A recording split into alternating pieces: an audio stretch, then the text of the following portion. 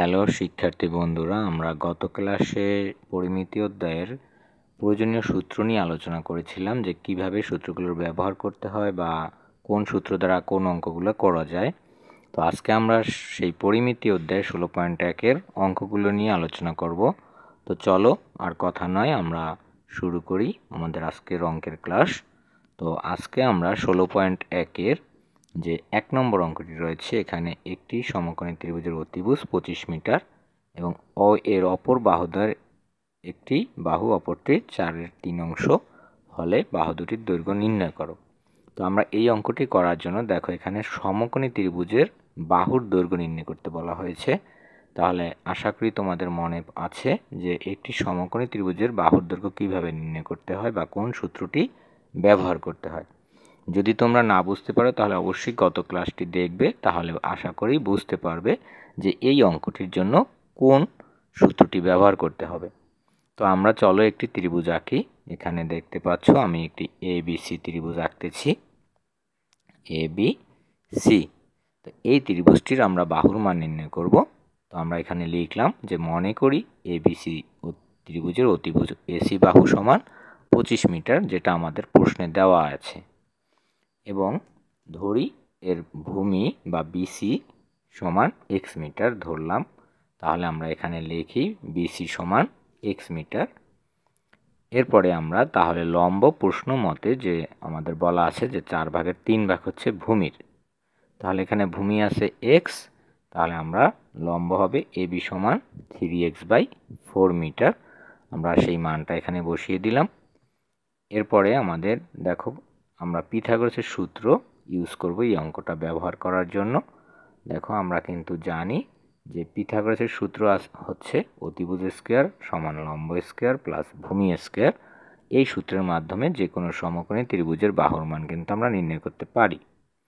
তো আমরা এই সূত্রটি ব্যবহার করি। চলো, পিথাগোরাসের সূত্র মতে AC স্কয়ার, আমার এখানে AC হচ্ছে অতিভুজ, সমান AB স্কয়ার, AB হচ্ছে লম্ব, প্লাস BC স্কয়ার, BC হচ্ছে ভূমি।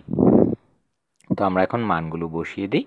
এসির মান হচ্ছে 25 হোল স্কয়ার সমান এবির মান হচ্ছে 3x/4 হোল স্কয়ার প্লাস এর প্লাস বিসির মান হচ্ছে x, তাহলে এটার হোল স্কয়ার হবে x এর হোল স্কয়ার। তো এখন বা 25 এর হোল স্কয়ার হচ্ছে 625, তোমরা ক্যালকুলেটর ব্যবহার করলেই বুঝতে পারবে।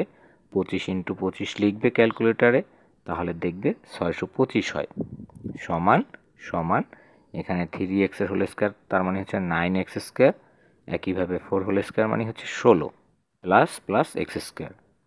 এর পরের লাইনে আমরা ভগ্নাংশের যোগ বিয়োগ করব। তোমরা যারা ভগ্নাংশের যোগ বিয়োগ পারো না বা বুঝতেছো না, তারা অবশ্যই আমার ভগ্নাংশের যোগ বিয়োগ ক্লাসটি দেখবে, তাহলে এখানে ভগ্নাংশের যোগ বিয়োগটা বুঝতে পারবে। তো আমি এখানে ভগ্নাংশের যোগ বিয়োগ করলাম বা লসাগু করলাম। 9x square plus 16x square ভাগ 16 হইল। এরপরে আমরা কি করব, এই দুটাকে যোগ করব, 9x square plus 16x square. তো আমরা যোগ করি, দেখো তাহলে হবে 25x স্কয়ার ভাগ 16। এরপরে আমরা কোনাকুনি গুণ করব বা আড়াআড়ি গুণ করব। তো আমরা আড়াআড়ি গুণ করলে দেখো 25x স্কয়ার সমান 625 × 16 হয়। এরপরে আমরা 625-এর নিচে এই বাম পাশের যে 25 আছে এই 25টা ডান পাশে নিয়ে আসবো, তাহলে বাম পাশে আছে গুণ আকারে, ডান পাশে আসলে হবে ভাগ আকারে। তাহলে দেখো x স্কয়ার = 625 × 16 ভাগ 25। এখন যদি আমরা এটাকে কাটাকাটি করি তাহলে কিন্তু রেজাল্ট আসে 25। তাহলে আমরা লিখতে পারি বা x স্কয়ার সমান 25 আমরা এখানে লিখলাম এবং × 16 লিখলাম। আর এই যে x এর উপরে স্কয়ার ছিল, এটাকে বর্গমূল করলে কাটা যায়, x স্কয়ারের সাথে রুটে কাটা যায় এবং এখানে আমার রুট 25 × 16 হয়। অথবা আমরা এভাবে বলতে পারি যে a স্কয়ারটা যদি আমি ডান পাশে নিয়ে আসি রুট হয়ে যায়। তো যাই হোক, তোমরা আশা করি বর্গমূলটাও জানো, বর্গমূল সম্পর্কে আগেরই ধারণা আছে। তো আমরা এখন এই 25-এর রুট বা বর্গমূল রেজাল্ট হচ্ছে 5 এবং 16-র বর্গমূল বা রুটের রেজাল্ট হচ্ছে 4। ক্যালকুলেটর ইউজ করলেই বুঝতে পারবে। এখন x এর মান হলো 5 × 4, তার মানে হচ্ছে 20। তো আমরা x এর মান পেয়ে গেলাম।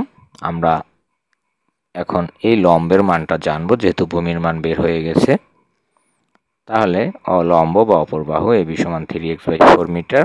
এখন আমরা মানটা বসিয়ে দেব, x এর মান 20। তাহলে এখন যদি আমরা কাটাকাটি করি 4 দ্বারা, তাহলে রেজাল্ট হয় 5।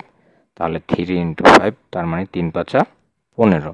তাহলে AB সমান 15 মিটার। তাহলে আমরা কিন্তু দুটো বাহুই পেলাম, BCর মান পেলাম 20 এবং ABর মান পেলাম 15।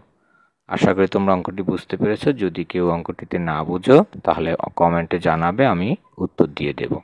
ভালো থেকো, আল্লাহ হাফেজ।